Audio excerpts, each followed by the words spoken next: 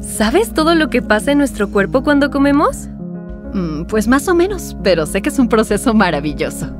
Hoy vimos en la clase de biología el aparato digestivo y como me interesó muchísimo, también busqué en internet y en mis libros. Y descubrí cosas increíbles.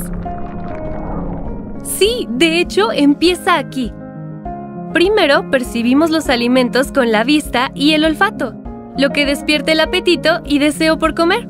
¿Quieres ir conmigo para saber cómo viajan los alimentos en nuestro cuerpo? ¿A dónde? ¡Ven, ya verás!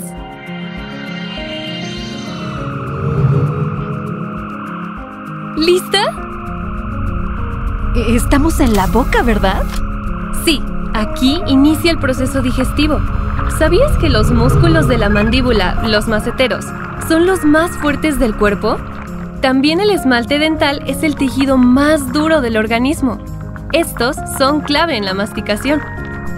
La mandíbula puede ejercer una presión de hasta 80 kilos. ¿Tanta fuerza? Eso es como el peso de tu papá. ¿Y ahora qué está haciendo la lengua? Funciona como guía para colocar los alimentos y que los dientes puedan triturarlos. Para hacerlos pequeños y blandos, ¿verdad?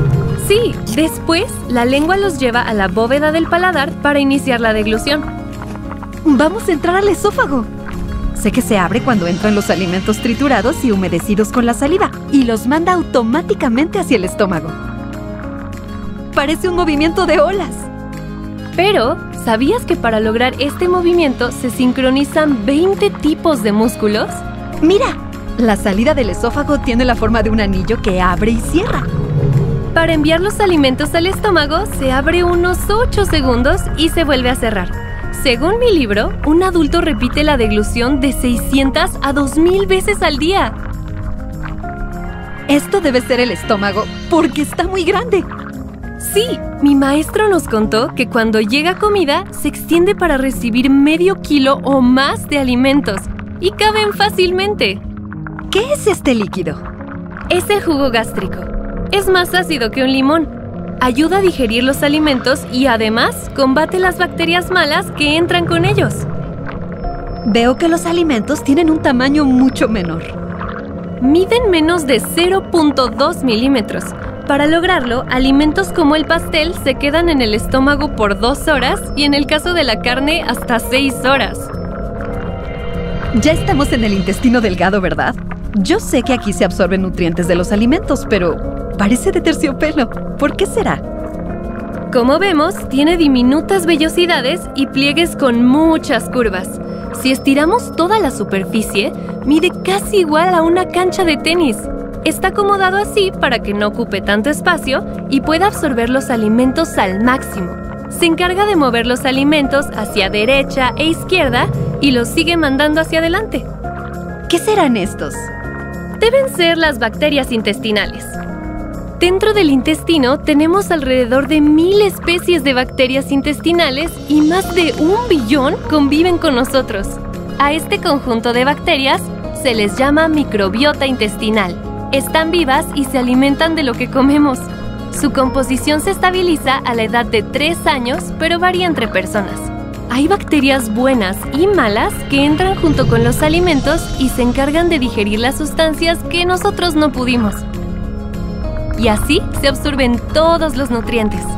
¡Guau! Entonces estas son bacterias buenas. ¡Exacto! Por ejemplo, los probióticos como los Lactobacillus casei shirota nos ayudan a detener el crecimiento de las bacterias malas y propician el crecimiento de las bacterias buenas. Finalmente, los alimentos llegan al intestino grueso con sustancias que no se absorbieron en el intestino delgado, como fibras de frutas o verduras, y parte del jugo digestivo se reabsorbe como agua al cuerpo. Además, es mucho más amplio que el intestino delgado y no tiene vellosidades. Y tiene la función de evacuar los sobrantes que no se absorbieron en el proceso digestivo. Por eso trabaja fuerte 3 a 4 veces al día, para mandar los contenidos compactados hacia la salida. Mira, aquí también hay muchas bacterias. Sí, según mis libros, hay bacterias a las que les gusta más vivir en el intestino grueso. Ya estamos casi a punto de terminar nuestro viaje.